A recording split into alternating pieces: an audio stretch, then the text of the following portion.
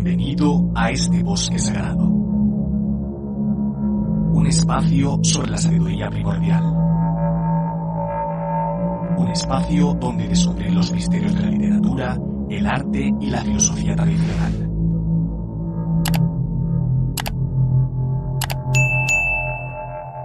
El Rey del Bosque, el podcast para los navegantes del conocimiento.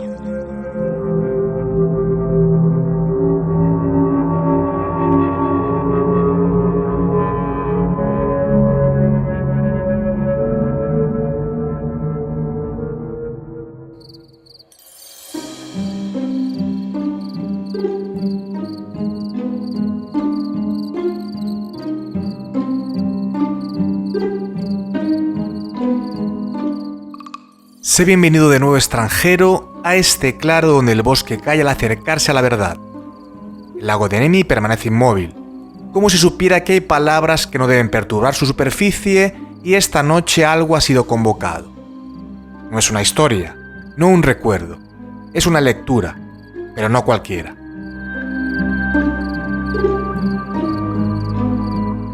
Hoy no abrimos el Quijote como el lector común, no lo vemos como novela, sátira o monumento literario. Esta noche lo atravesamos como texto velado, un libro cifrado que exige una segunda mirada o una tercera o una que no pertenece del todo a este mundo. En este capítulo analizamos dos documentos textuales, los refranes esotéricos del Quijote, la cábala en la obra de Cervantes, de Giulio Pera-de-Jordi, y Don Quijote, profeta y cabalista, de María Luisa Lavist, con el seudónimo de Dominique Aubier, y un documento sonoro, El Quijote mágico, oculto y misterioso, del 20 de noviembre de 2005, del extinto programa de radio Milenio 3 en Cadena Ser. 3 fuentes, 3 accesos, un mismo umbral.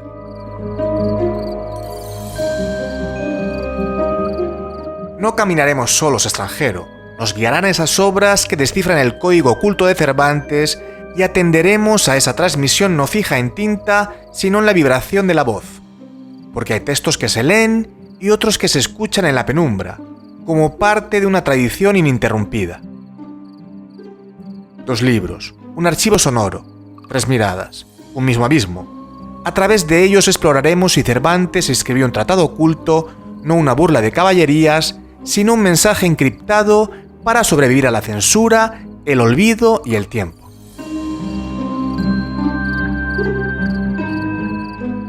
He preparado para ti, como en toda noche propicia, un vino de la Mancha, tempranillo robusto y terroso, criado bajo el sol que tostó las llanuras de Don Quijote. Bebe con mesura, cada sorbo es una llave, cada palabra una puerta que no siempre se cierra. Acompáñame, extranjero. Esta noche no leemos, desciframos.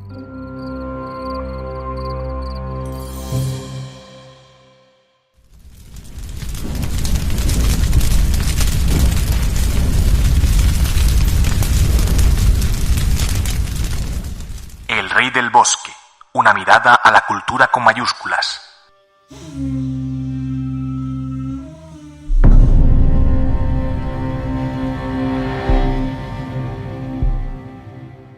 Antes de adentrarnos en el texto, es necesario detenernos en quienes han intentado desentrañarlo.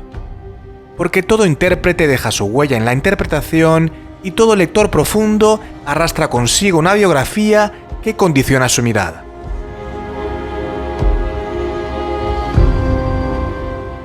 Giulio Pera-de-Jordi es un estudioso vinculado al ámbito del simbolismo, la tradición esotérica y las corrientes herméticas occidentales.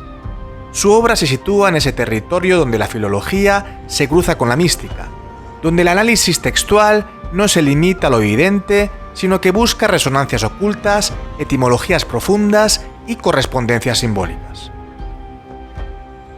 En su estudio sobre los refranes del Quijote, Pera-de-Jordi no se comporta como un crítico literario convencional, sino como un exégeta, casi como un cabalista que rastrea en cada palabra un eco de algo anterior.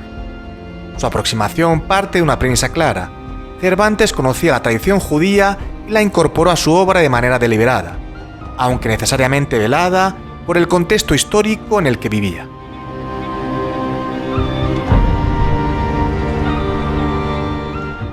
Por su parte, Marie-Louise Laviste, bajo el seudónimo de Dominique Aubier, representa una figura aún más singular.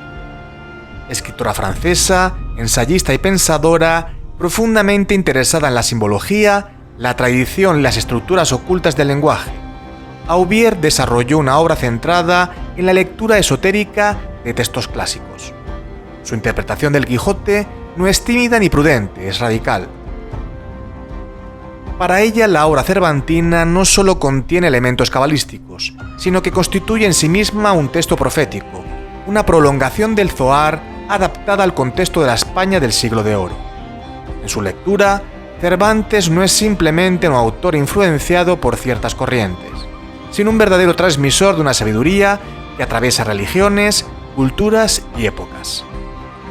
Ambos autores, cada uno desde su perspectiva, coinciden en un punto esencial. El Quijote no puede agotarse en su lectura superficial. Hay algo más. Algo que se esconde en los nombres, en los refranes, en las estructuras narrativas, en los silencios y en los errores aparentes. Y es precisamente ese algo lo que esta noche intentaremos rozar. Síguenos en nuestras redes sociales. Facebook, www.facebook.com/groups/El Rey del Bosque Podcast. YouTube, youtube.com/El Rey del Bosque Podcast y iVoox, Podcast El Rey del Bosque.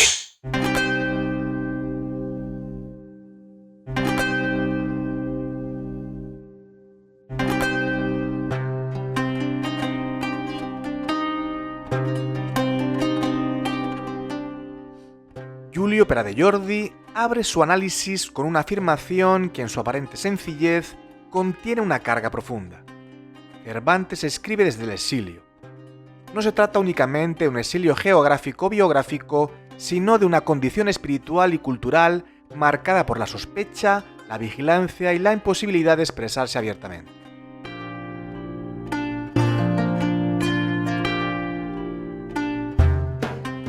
La España del siglo XVII es un territorio donde la Inquisición no solo regula la fe, sino también el pensamiento. En ese contexto, cualquier vínculo con tradiciones judías, cualquier atisbo de heterodoxia, podía convertirse en una condena. La hipótesis de Pera de Jordi es clara. Cervantes, posiblemente de origen converso o al menos profundamente conocedor de la tradición hebrea, se ve obligado a ocultar su saber bajo una capa de ambigüedad literaria. Y en ese punto, la tradición escrita encuentra un eco en la tradición oral moderna, como si distintas épocas coincidieran en la misma sospecha.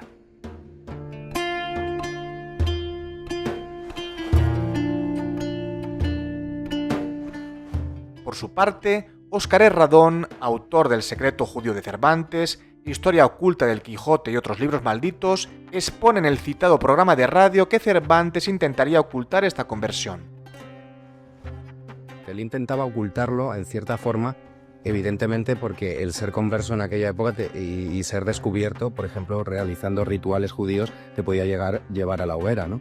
Pero en cierta forma también él, de forma velada, incluye en su texto muchas referencias hebraicas que para la persona iniciada en toda la cultura hebraica, desde luego no le pasarían desapercibidas. Sí pasaban desapercibidas para los censores de la época cristianos, como bien dijo Santiago, viejos.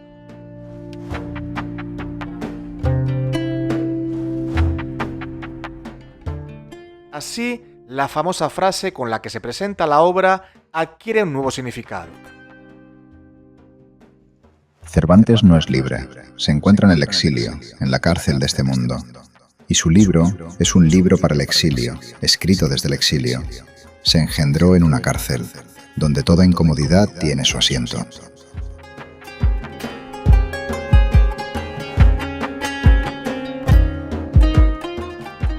La cárcel no es solo un lugar físico, es el mundo mismo. Es la condición de quien sabe algo que no puede decir. Desde esta perspectiva, El Quijote deja de ser una obra de entretenimiento para convertirse en un acto de resistencia, un intento de preservar una tradición amenazada mediante el único recurso disponible, el lenguaje cifrado.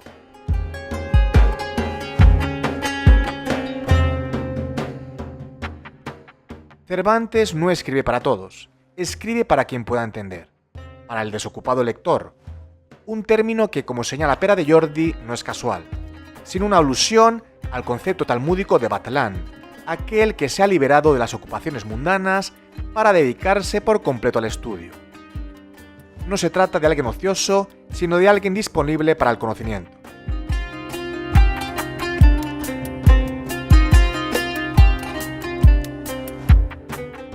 Como el propio Pere de Jordi escribe en su prefacio, Cervantes se dirige a un tipo de lector, aquel que conoce la clave, el desocupado lector. El término desocupado, en hebreo batlan, es un término típico del Talmud. Más adelante, al referirse al libro mismo, Su libro es un hijo del entendimiento. Entendimiento es la traducción literal de Binah.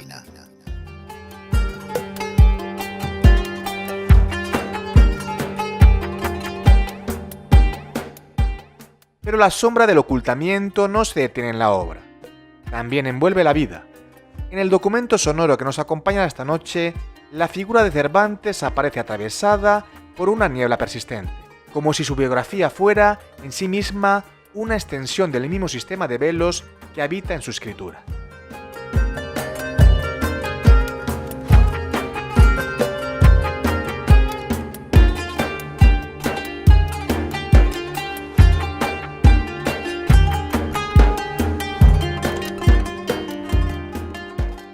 El rey del bosque, literatura, arte y filosofía tradicional.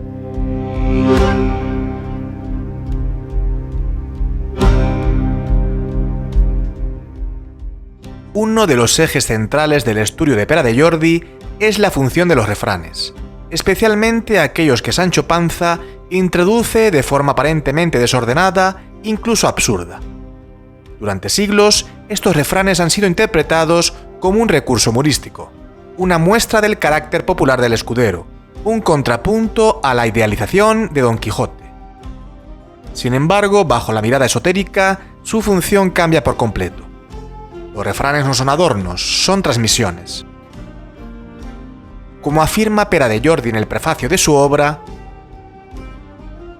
Para Cervantes, los refranes son sentencias, y aunque no los entendamos en su sentido más profundo y secreto, no por ello dejan de tener sentido, y, sobre todo, no dejan de hablar del sentido al sentido. Numerosos refranes que aparecen en el Quijote son de origen sefardí, descubriéndonos que Cervantes conocía y utilizaba la cábala en sus escritos.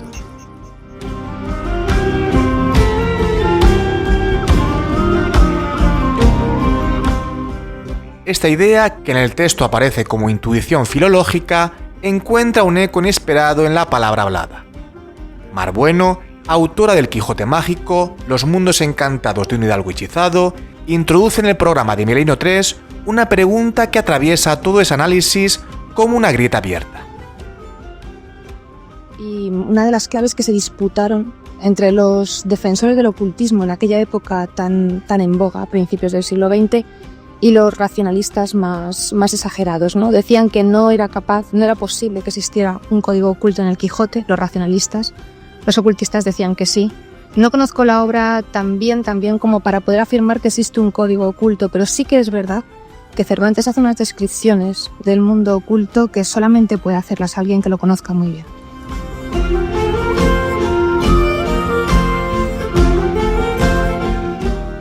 La pregunta no busca una respuesta inmediata. Funciona como umbral, como detonante. Porque si aceptamos siquiera la posibilidad del código, todo cambia. Los refranes dejan de ser ruido, los errores dejan de ser fallos, los nombres dejan de ser etiquetas. Todo se reorganiza en torno a una lógica distinta, más profunda, más exigente.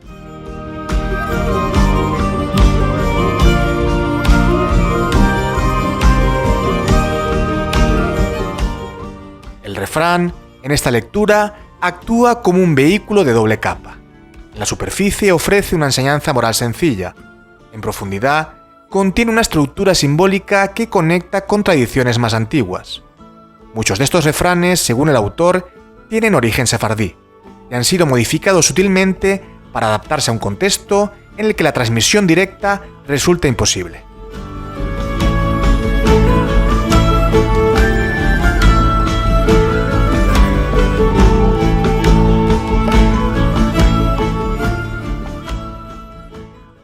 del Bosque, un programa dirigido y presentado por José Francisco Roma Santa.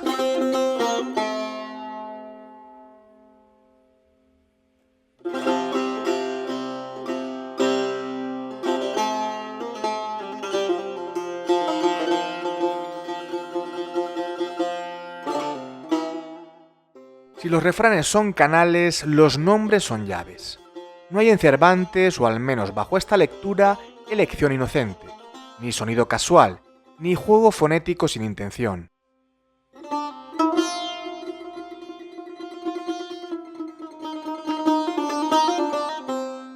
Dominique Aubier insiste en ello con una intuición que atraviesa toda su obra. Cada nombre en el Quijote es una condensación de sentido, una pequeña arquitectura simbólica donde conviven distintas tradiciones, lenguas y niveles de lectura. El propio nombre del protagonista, Quijote, deja de ser una simple referencia a la pieza de la armadura para convertirse en una encrucijada de significados. Aubier sugiere su posible vínculo con el término arameo quexot, que remitiría a la idea de verdad. No se trata de una verdad literal e empírica, sino de una verdad interior, velada, que debe ser buscada más allá de las apariencias.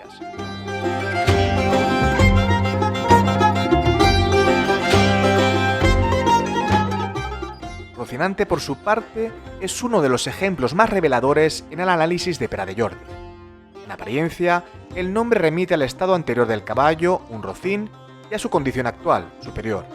Sin embargo, el autor propone una lectura más profunda. El término Rocinante viene de Rocín, pero con este nombre Cervantes nos lleva a la raíz hebrea raz o razi, que significa secreto. El caballo es la cábala, el secreto. Si Cervantes insiste en la flaqueza es porque razá quiere decir flaquear, adelgazar. Pere de Jordi refuerza esta idea mediante la gematría, señalando que la palabra hebrea para caballo, sus, tiene un valor numérico de 126, el mismo que nimol, que significa circuncidado. Esta equivalencia no es casual, introduce la noción de pacto, de marca, de pertenencia a una tradición que se transmite de forma velada. El lenguaje cervantino en este punto deja de ser un instrumento narrativo para convertirse en un sistema de cifrado. Cada nombre es una puerta, pero no todas las puertas se abren con la misma llave. Y sin embargo, incluso el espacio en el que todo esto ocurre, ese territorio aparentemente concreto y geográfico que llamamos la Mancha, comienza a desdibujarse cuando se lo observa desde esa misma lógica simbólica. Como señala Pere de Jordi, en hebreo, mancha se dice ketem, palabra que significa también manchado de sangre. Sin embargo, ketem tiene otro sentido, aparentemente opuesto, oro puro.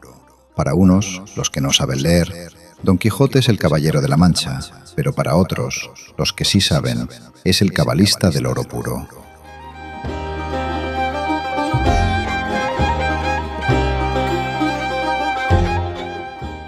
En el archivo sonoro de Milenio 3 descubrimos una interpretación que desestabiliza la lectura literal del lugar. César Brandariz, autor del Quijote descodificado, expone lo siguiente. Pues básicamente el tópico es la Mancha, que se ha tomado en un sentido literal de referencia a la Mancha geográfica, cuando realmente Cervantes nos está mostrando a través de muchos documentos que yo trato de exponer, que realmente Mancha en su concepto tiene también otro significado, que es la mancha de manchado, de perteneciente pues a una etnia que no estaba bien vista en aquel momento, que es la judía.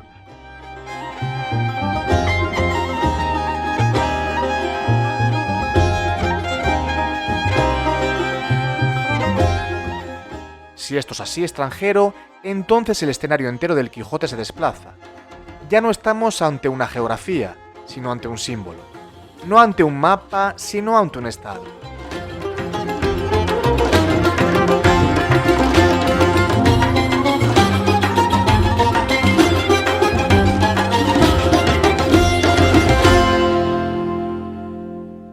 El Rey del Bosque, una mirada a la cultura con mayúsculas.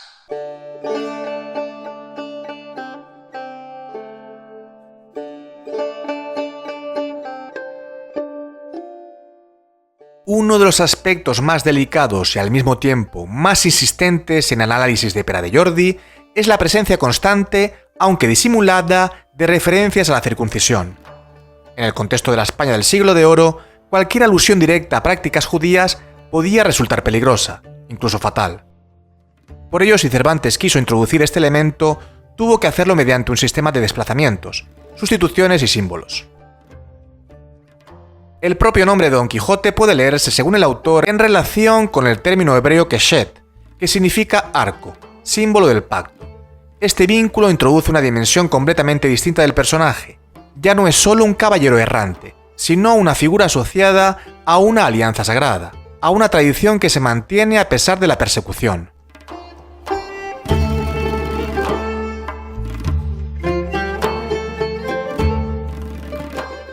Pere de Jordi señala también la presencia de figuras simbólicas como el sastre, en el episodio de la ínsula Barataria. En la superficie se trata de un personaje secundario dentro de un juicio burlesco, pero en profundidad el sastre remite al mogel, el encargado de realizar la circuncisión en la tradición judía. Y es aquí donde el documento sonoro vuelve a ofrecer una clave que, aunque no menciona directamente estos símbolos, ilumina el trasfondo y aborda el interés de Cervantes por el ocultismo. Es lo que comentabas tú antes. Todo este tipo de conocimientos era habitual en la España y en la Europa del momento. Se sabía todo el tema de las brujas, se sabía todo el tema de la astrología. De hecho, la astrología era una parte más de la vida cotidiana. Lo que pasa es que hoy en día pues tendemos a verlo desde el punto de vista racionalista propio del siglo XIX, que lo ha englobado todo dentro del saco del esoterismo, ocultismo, ahí apartado, pero que era una cosa normal en el momento del que se hablaba. Hablabas de brujería, por ejemplo. Una de las mejores descripciones de una bruja y de sus prácticas se encuentra en el Coloquio de los Perros de Miguel de Cervantes. No hay una descripción mejor, si dejamos aparte la Celestina, no hay una descripción mejor en toda la literatura del Siglo de Oro. Y esa descripción la hace porque lo tenía que conocer. Claro, por un interés especial. Claro. Especial o porque había conocido a gente. De hecho, sus hermanas, no voy a decir que eran unas brujas porque no lo eran, pero sí que tenían toda una serie de vinculaciones un tanto extrañas.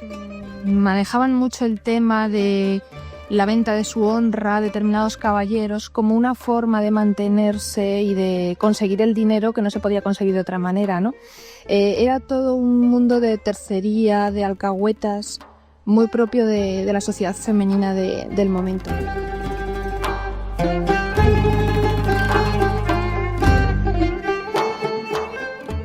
Este interés no debe entenderse como una curiosidad superficial, sino como una disposición hacia el conocimiento velado, hacia las tradiciones que no se transmiten de forma abierta, hacia los sistemas simbólicos que requieren iniciación.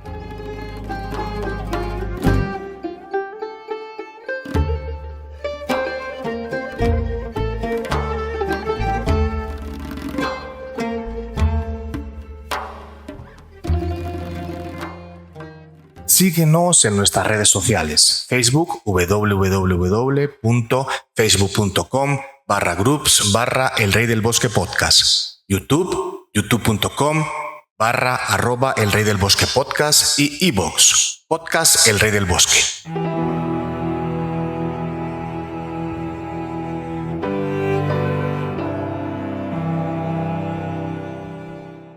Durante siglos se ha señalado que Cervantes incurre en errores, confusiones de nombres, incoherencias narrativas, descuidos que parecen propios de una escritura apresurada. Sin embargo, Pere de Jordi propone una inversión radical de esta idea. Lo que llamamos errores podrían ser en realidad señales, no fallos, indicaciones, guiños dirigidos a quien sabe mirar. Como él mismo afirma, muchos de los presuntos errores y confusiones no son sino guiños que brinda el lector atento y conocedor de la cábala. Cervantes no es libre, está en el exilio, en la cárcel de este mundo, y su libro es un libro para el exilio, escrito desde el exilio.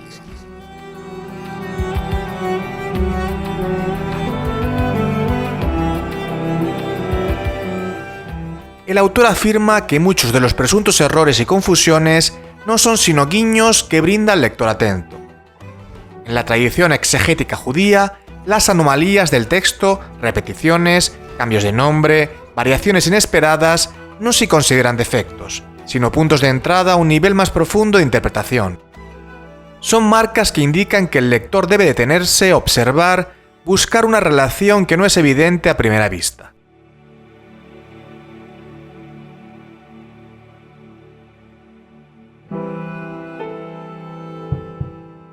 Incluso episodios como la quema de libros adquieren bajo esta luz una dimensión simbólica distinta.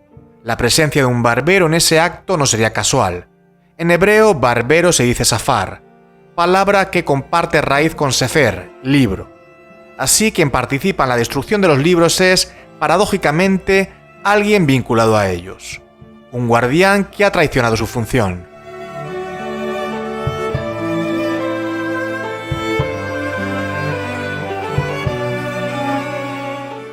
El texto cervantino, en este sentido, se comporta como un tejido lleno de irregularidades deliberadas. Cada desviación es una invitación, cada incoherencia una pista, pero solo para quien sospecha que lo evidente no es suficiente.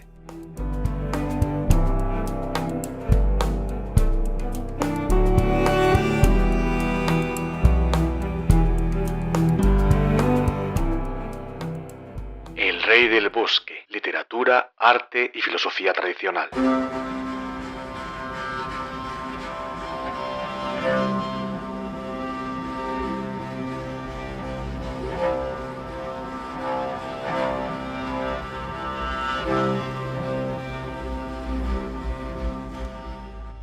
Si Pere de Jordi nos conduce hacia la dimensión cifrada del texto, Dominique Aubier da un paso más allá y propone una lectura abiertamente profética. Para ella, el Quijote no solo contiene elementos cabalísticos, sino que se inscribe en una tradición que remite directamente al Zohar y a los textos proféticos del judaísmo. Como ella misma escribe, Cide Hamet de Benengeli no es un historiador cualquiera. Cide significa jefe santo, Hamete de la verdad y Benengeli, hijo de los ángeles. Para penetrar en el verdadero sentido de esta obra es necesario conocer 3 lenguas: el hebreo, el árabe y el lenguaje de las leyes espirituales.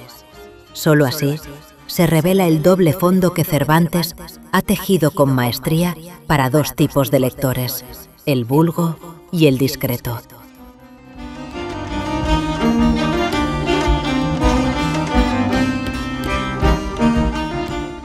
El paralelismo con Ezequiel es central en su interpretación.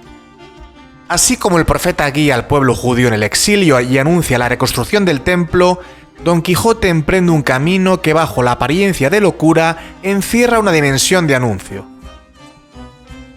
Aubier interpreta también la presencia constante de las 3 religiones monoteístas, judaísmo, cristianismo e islam, como un indicio de una intención más profunda, la de señalar su origen común en la figura de Abraham. Y en una de sus páginas más luminosas nos revela: Desocupado lector, sin juramento me podrás creer que quisiera que este libro, como hijo del entendimiento, fuera el más hermoso, el más gallardo y más discreto que pudiera imaginarse. Ese entendimiento no es otro que Binah, la madre suprema del Zohar. Don Quijote es el amante de la escritura que, como dice el Zohar, solo revela sus misterios a sus amantes. Dulcinea del Toboso no es una campesina, es la Shejinah, la presencia divina, la esposa del rey, la puerta de la comunión con Dios.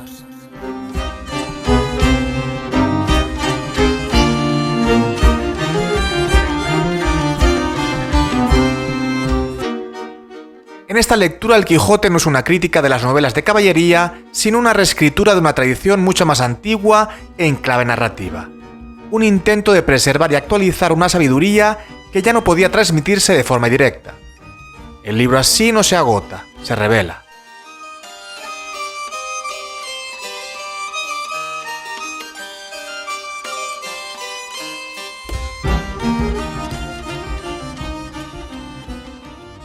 El Rey del Bosque, un programa dirigido y presentado por José Francisco Roma Santa.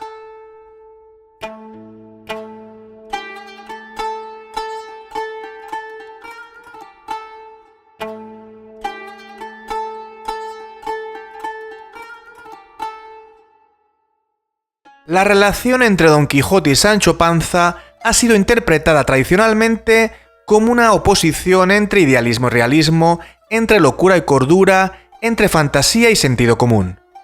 Sin embargo, dentro del marco cabalístico, esta dualidad adquiere un significado más profundo.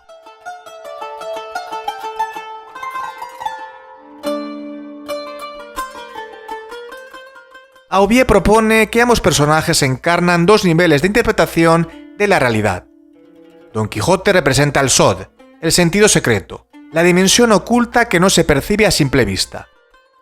Sancho, en cambio, encarna el Sat, la lectura literal, inmediata, ligada a lo concreto. Pere de Jordi lo expresa con precisión cuando habla de los dos esoterismos. Hay dos esoterismos, el de las apariencias, fantasmal y desencarnado, y el del cuerpo glorioso, perteneciente a lo que los judíos llaman Olam Jabá, el mundo futuro. En algunos de los refranes del Quijote, el sentido profundo y cabalístico, el Sod, no tiene aparentemente nada que ver con el contexto, que correspondería al vestido exterior del mismo.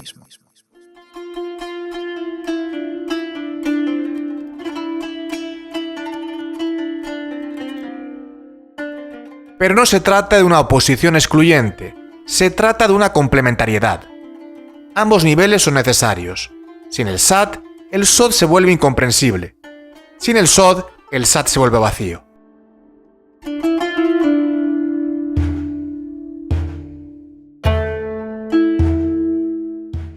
El viaje conjunto de ambos personajes puede leerse entonces como una representación del proceso de interpretación. El lector comienza lo literal, en lo evidente, en lo narrativo, pero si persiste, si observa, si sospecha, puede acceder a un nivel más profundo. El Quijote, en este sentido, no solo contiene el secreto, enseña a buscarlo.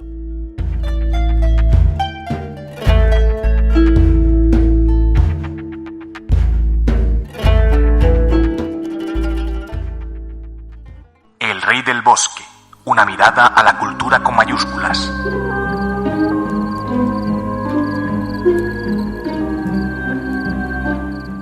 Llegados aquí, extranjero, El Quijote ya no es el mismo libro que abrimos. O nunca lo fue. Lo que parecía aventuras se ha transformado en tejido de símbolos, sistema de correspondencias, arquitectura donde cada elemento, nombre, refrán, error, personaje, actúa como clave. Por eso El Quijote no termina nunca. No está hecho para cerrarse, está hecho para abrirse.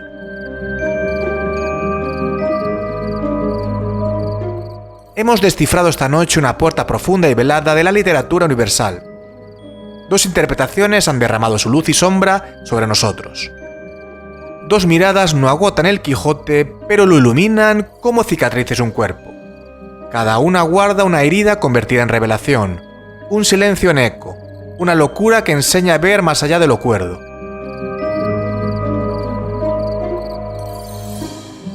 No lo leas solo para entretenerte o acumular sabiduría como trofeos. Léelo para enfrentarte en su espejo deformante, reconocer tus batallas silenciosas y verdades innombradas. La copa de tempranillo de la Mancha se ha vaciado. Su sabor terroso y ardiente, criado bajo el sol implacable de las llanuras, persiste en la lengua. Lo oculto no es dulce, pero deja huella.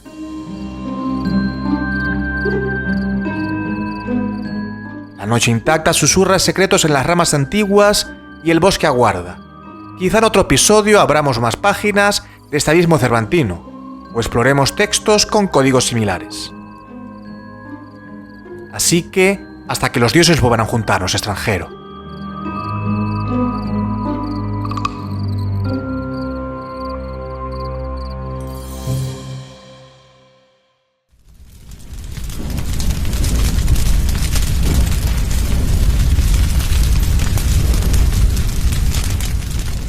¿Te gusta nuestro contenido? Entonces dale a like, comenta y comparte con aquellos a quienes pueda también interesarles para que podamos seguir creando nuevos programas para ti.